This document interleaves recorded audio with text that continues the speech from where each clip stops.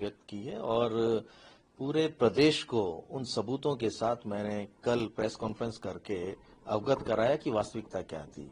आज तक पिछले 3 साल से मैं ये कहता रहा कि वो ऑडियो क्लिप्स मुझे सोशल मीडिया के माध्यम से मिली, व्हाट्सएप ग्रुप के माध्यम से मिली और उनको मैंने सर्कुलेट किया। लेकिन वास्तविकता ये है कि 16 जुलाई को 2020 में जब ये सभी लोग फेयरमाउंट में थे, मैं भी उस दिन फेयरमाउंट होटल में ही था, ये जब वहां से निवास पहुंच गए तो इनके पीएसओ का, मुख्यमंत्री अशोक गहलोत के पीएसओ हैं रामनिवास, उनका मेरे पास में कॉल आया कि आप तुरंत मुख्यमंत्री निवास पहुंचिए, आपको मुख्यमंत्री जी किसी अर्जेंट काम के लिए याद कर रहे हैं। मैं वहां पहुंचा, लगभग 1-1.5 घंटे के बीच का मुझे समय लगा, क्योंकि कुकस से मुख्यमंत्री निवास पहुंचने में इतना समय तो लग ही जाता है। तो जब मैं वहां पहुंचा तो पिंक हाउस में मुख्यमंत्री अशोक गहलोत मेरा इंतजार कर रहे थे और मेरे पहुंचते ही उन्होंने मुझे एक पेन ड्राइव दी हाथ में और एक प्रिंटेड पेपर दिया। पेन ड्राइव देके मुझे ये कहा कि इसमें जो कुछ है वो आपको मीडिया को इमीडिएटली सर्कुलेट करना है। मैंने कहा सर ये पेन ड्राइव से तो सर्कुलेट हो नहीं पाएगा। तो उन्होंने कहा कि जैसे भी आपको करना है आप इसे तुरंत करो। मैं उस पेन ड्राइव को लेके घर आया और मैंने उसे लैपटॉप पे कॉपी किया। उसके बाद मैंने लैपटॉप से अपने फोन डिवाइस पे लेके पूरी मीडिया को भेजा। तो ये कहना चाहता हूं, सच ये है कि अभी तक जो मैं कहता था वो निर्देशों की पालना करता था। जो मुझे बताया गया था कि आपको इसे कैसे टैकल करना है, हैंडल करना है, वो आप कहानी बना के लोगों को सुनाओ। लेकिन वास्तविकता ये है कि उस दिन जो ऑडियो क्लिप्स रिलीज किए गए, वो ऑडियो क्लिप्स मुझे मुख्यमंत्री अशोक गहलोत ने अपने मुख्यमंत्री निवास पर बुलाकर एक पेन ड्राइव के जरिए मुझे प्रदान किया और ये निर्देश दिया कि आप इन्हें तुरंत मीडिया को सर्कुलेट करें। चूंकि मैं उनके ओएसडी के रूप में काम कर रहा था और media, social media, digital media को देखने की मेरी जिम्मेदारी थी, तो मुझे जो भी कहा जाता था मैं वो करता था। मैंने अपनी ड्यूटी का निर्वहन किया, अपने काम का जो जिम्मेदारी मुझे दी हुई थी मैंने उसका निर्वहन किया और उनके कहने से मैंने वो मीडिया क्लिप्स वो ऑडियो क्लिप्स पूरी मीडिया को सर्कुलेट कर दी। लोकेश जी, क्योंकि आपने उस समय अपने कर्तव्यों का निर्वहन किया, आप बता रहे हैं, लेकिन उसके बाद जो सरकार गई, नई सरकार आ गई, उसको भी 4 महीने तकरीबन होने वाले हैं। उसके बाद आपने पूर्व मुख्यमंत्री के खिलाफ कई बयान भी दिए, लेकिन आज जो फोन, जो टेप, जो ऑडियो टेप का जो खुलासा है वो आज आप कर रहे हैं, इतना लेट क्यों हुए आप? देखिए, सबसे पहले तो आपने कहा कि 3-4 महीने हो गए सरकार गए। आपको याद दिलाना चाहता हूं कि 3 दिसंबर को जब विधानसभा के परिणाम आए थे, मैंने उस रात को भी, उस शाम को भी सोशल मीडिया प्लेटफॉर्म पर अपनी भावनाओं को व्यक्त किया और उन भावनाओं में बड़े स्पष्ट रूप से मैंने ये जाहिर किया कि कहां कहां कमियां रही, खामियां रही, जिसकी वजह से हम सरकार में वापसी नहीं कर पाए। लोगों ने कहा कि आपने मुख्यमंत्री पे आरोप लगाए हैं, आपने उनके खिलाफ बोला है। मैंने ये कहा कि जब मुख्यमंत्री गवर्नर हाउस जाके अपना इस्तीफा सौंप चुके हैं, उसके बाद मैंने अपनी भावना व्यक्त की है। अगर मेरा उद्देश्य कांग्रेस को या उनको नुकसान पहुंचाने का होता तो वो सारी बातें मैं 2 महीने पहले कहता, 1 महीने पहले कहता, लेकिन मैंने वो नहीं किया, क्योंकि परिणाम जो आए वही परिणाम आते तो ये पूरा का पूरा ठीकरा मेरे माथे फोड़ दिया जाता कि आपने ऐसा किया इसलिए कांग्रेस वापस सरकार नहीं बना पाई। तो मैंने तो इतना सोचा पार्टी के बारे में, इन सब के बारे में, कि कोई नुकसान नहीं होना चाहिए। जहां तक आप अब ये ऑडियो क्लिप की बात कर रहे हैं कि ये खुलासा आज करने की नौबत क्यों आई, मैं बड़े स्पष्ट तौर पे बताना चाहता हूं कि आज मैं मजबूर हो चुका हूं। पिछले 1 वर्ष से इस विषय को लेके, यानी केस के विषय को लेके, आपको तो पता ही है सभी को कि 3 साल से मैं ये मुकदमा झेल रहा हूं। आए दिन मुझे क्राइम ब्रांच में बुलाया जाता है, 8-8, 10-10 घंटे की पूछताछ मुझसे की जाती है।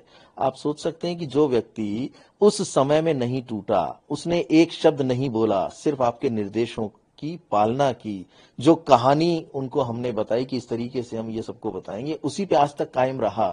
तो अब ये क्यों हुआ कि मुझे ये सच बोलना पड़ रहा है? क्योंकि मैं मजबूर हो गया। मुझसे इस बारे में बातचीत करना बंद कर दिया। मुझे लगा कि इनका काम निकल गया है, कार्यकाल पूरा हो गया है, अब इन्हें कोई आवश्यकता नहीं है। तो जिस व्यक्ति के कहने से मैंने ये सारा काम किया, अगर वही किनारा कर ले तो मैं इस बोझ को लेके कैसे आगे बढ़ सकता हूं? क्या मुझे अपने बचाव करने का अधिकार नहीं है? भाई, इन्होंने तो मुझे महाभारत में अभिमन्यु की तरह चक्रव्यूह में फंसा के छोड़ दिया, लेकिन मैं वो अभिमन्यु नहीं बन सकता जो चक्रव्यूह में फंस के खत्म हो जाए, मर जाए। मैंने उसी दिन, जिस दिन मुझे इस चक्रव्यूह में डाला जा रहा था, अपने बचाव का इंतजाम कर लिया था। मेरे पास वो तमाम सबूत हैं जिसमें मुझे ये डायरेक्शंस भी दिए गए कि आप उन डिवाइसेस को डिस्ट्रॉय कर दो, आप उस लैपटॉप को किसी और राज्य में भेज दो, आप उसे तोड़ दो, मेरे पास ला दो, मैं आपको नया दे दूंगा। तो ये सारे काम इन्होंने किए। आपको एक और जानकारी देना चाहता हूं कि जिस कार्यालय में आप बैठे हैं, मेरे इस निजी कार्यालय में 2021 में नवंबर में एसओजी की रेड डलवाई गई, ये जांचने के लिए कि वो डिवाइसेस, वो लैपटॉप, वो सबूत इसके पास हैं या नहीं है। तो जिस व्यक्ति के लिए मैंने इतनी निष्ठा से काम किया, इतनी ईमानदारी से काम किया, वो अगर मेरे कार्यालय में एसओजी की रेड डलवा दें, तो आप सोच सकते हैं कि उनके विचार क्या रहे होंगे।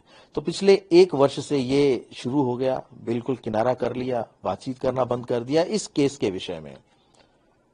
अब जब प्रताड़ना मैं और मेरा परिवार लगातार झेल रहा है, उस मानसिक परेशानी को बर्दाश्त कर रहा है, तो क्या मैं सच लोगों को नहीं बताऊंगा? क्या मैं अपने बचाव की बात नहीं करूंगा? क्या मैं ये नहीं कहूंगा कि इस काम में तो मेरा कहीं कोई हाथ ही नहीं है? मुझे तो जो दिया गया और जो आदेश दिए गए, मैंने उनकी पालना की है। मुझे ऑडियो क्लिप्स दिए गए पेन ड्राइव के माध्यम से और कहा कि आप सर्कुलेट कर दो, मैंने कर दिया। मैं तो मीडिया ही देखता था ना, मैं सोशल मीडिया, डिजिटल मीडिया और मीडिया देखता था।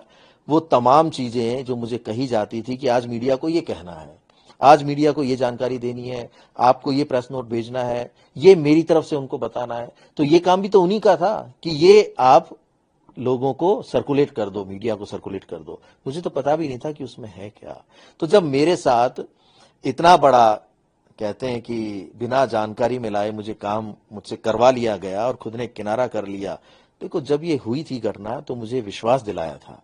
खुद मुख्यमंत्री अशोक गहलोत बार बार ये कहते थे कि लोकेश, चाहे हमें सुप्रीम कोर्ट तक जाना पड़े, आप चिंता मत करो, कहीं कोई दिक्कत नहीं आएगी। जो ये शब्द बोलने वाला व्यक्ति बाद में पूरी तरह से बदल जाए और मुझे अकेला छोड़ दे कि भई आप जानो और आपका काम जाने, आपको जैसे निपटना है आप निपटो, तो भाई मैं उस बोझ को लेके कैसे आगे बढ़ूंगा? मैं क्यों चाहूंगा कि जो काम मैंने किया ही नहीं उसका आरोप लेके मैं पूरे प्रदेश में घूमता रहूं, बार बार चक्कर काटता रहूं? कहीं तो जाके उसका अंत होगा ना।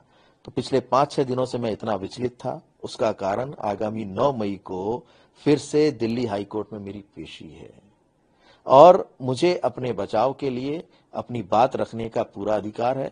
मैंने वो सच जनता के सामने रखा है जिसे आज तक उनके कहने से दबा के रखा था। होटल में जब पूरा घटनाक्रम था, आपको बुलाया गया, उस दौरान जो कांग्रेस के ही उप मुख्यमंत्री थे सचिन पायलट और उनके जो समर्थित विधायक थे, उन पर अशोक गहलोत सरकार गिराने का आरोप भी लगाया गया। अब वो आरोप लगाया गया, उस समय आप सरकार में सीएम साहब के ओएसडी थे तत्कालिक, क्या वो आरोप सही थे? उस बारे में आपका क्या कहना है? क्योंकि आप उस समय कहीं ना कहीं सारी चीजों में उनका पार्ट हुआ करते थे, उनकी तमाम चीजें आपसे शेयर होती थी, तो क्या आप मीडिया देखते थे? देखिए, उन आरोपों में कोई दम नहीं था। जहां तक मुझे जानकारी है और मुझे सारी चीजें पता है, खुद सचिन जी ने भी इस बात को कहा है कि हमारी सुनवाई नहीं हो रही थी। हम जिस तरीके से बातचीत करना चाह रहे थे, हमें कोई रिस्पांस नहीं मिलता था। तो अपनी बात को आला कमान तक पहुंचाने के लिए हम वहां एकत्रित हुए और हम लोग गए। खैर, कारण जो भी रहे होंगे वो तो असलियत उन्हें ही पता। लेकिन ये कहना कि गजेंद्र सिंह शेखावत के साथ या बीजेपी के साथ मिलकर सरकार को गिराने का एक षड्यंत्र रचा जा रहा था, मैं उसे उचित नहीं मानता। ये तो बाद में परसेप्शन क्रिएट किया गया ऐसा कि सरकार गिराने की साजिश थी, पूर्व उप मुख्यमंत्री इसमें शामिल थे और वो प्रदेश अध्यक्ष रहते हुए अपनी सरकार को गिराने का षड्यंत्र रच रहे हैं। तो ये सारा एक परसेप्शन बनाया गया ताकि सिंपैथी ले सकें। और जब होटल में थे तो आपको पता है ना कि हर छोटी छोटी घटना की जानकारी मैं बाहर देता था ताकि लोगों को ये पता रहे कि सरकार बची हुई है और अंदर सब कुछ ठीक चल रहा है। तो जब मैं एक एक चीज में शामिल था और आज मैं जो खुलासा कर रहा हूं, कुछ लोग तो ये तरह तरह के आरोप लगा रहे हैं कि भाई आज आप ये कर रहे हो, आप ये आवाज उन्हीं की है ही नहीं, उनको आपने निर्देश दिए ही नहीं। तो कोई मुझसे आके बात करे, एक एक सबूत मेरे पास में है जो मेरा बचाव करेगा और ये साबित करेगा कि उनके कहने पे मैंने सब कुछ किया। सारा कृत्य उनका किया हुआ है, सारा षड्यंत्र उनका रचा हुआ है। मैं तो सिर्फ उनके आदेशों की पालना करने वाला व्यक्ति था, जो हर कोई करता है। आज आपके बॉस आपको कोई डायरेक्शन देंगे तो आप उसे फॉलो ही करोगे ना। तो मैंने भी अपने कर्तव्य का, अपनी ड्यूटी का, अपनी जिम्मेदारी का निर्वहन किया। लोकेश जी, सचिन पायलट पे जो तमाम आरोप उस समय तत्कालिक मुख्यमंत्री ने लगाए थे या उनके सहयोगियों ने लगाए थे वो पूरी तरह से निराधार थे। वापस क्यों लिए? हमारे मुख्यमंत्री ने और जितने तरह के आरोप लगाए थे, चाहे आप देखो ना, राजद्रोह तक का केस लगा दिया था। तो जब वो उनमें कोई सच्चाई थी तो सबको वापस लेने की क्या जरूरत पड़ी भाई? आप चलते रहने देते ना। आप उन सबको जिन्होंने आपका साथ दिया था उनको लेके आगे बढ़ते रहते। क्यों आपने उनको पार्टी में वापस लेने दिया? आप अड़ जाते कि भाई मैं मुख्यमंत्री पद छोड़ दूंगा, ये सरकार भली गिरती है तो गिर जाए, लेकिन गलत को मैं नहीं आने दूंगा क्योंकि इसने मेरी सरकार गिराने की साजिश रची थी। तो जब आपके पास किसी तरीके का कोई ऐसा तथ्य नहीं था, ऐसा आधार नहीं था, तो आप तो सिर्फ तथ्यहीन आरोप ही तो लगा रहे थे। भाई मेरी इस बात का जवाब दें कि आपने सारे उनके ऊपर जितने भी केस दर्ज किए थे वो वापस क्यों लिए? क्यों उनको वापस पार्टी में आने दिया? और वो पार्टी में आके आज पूरे प्रदेश में, पूरे देश में अलग अलग जगह लोकसभा के लिए कैंपेन कर रहे हैं अपना। तो सच्चाई तो आपके अंदर नहीं थी ना। आपने सिर्फ ये भ्रम उत्पन्न करवाया कि यहां इस तरीके की साजिश हमारी सरकार को गिराने की पूर्व उप मुख्यमंत्री सचिन पायलट और बीजेपी और गजेंद्र सिंह शेखावत ये सब मिलकर ऐसी रचना और व्यू रचना को कर रहे हैं।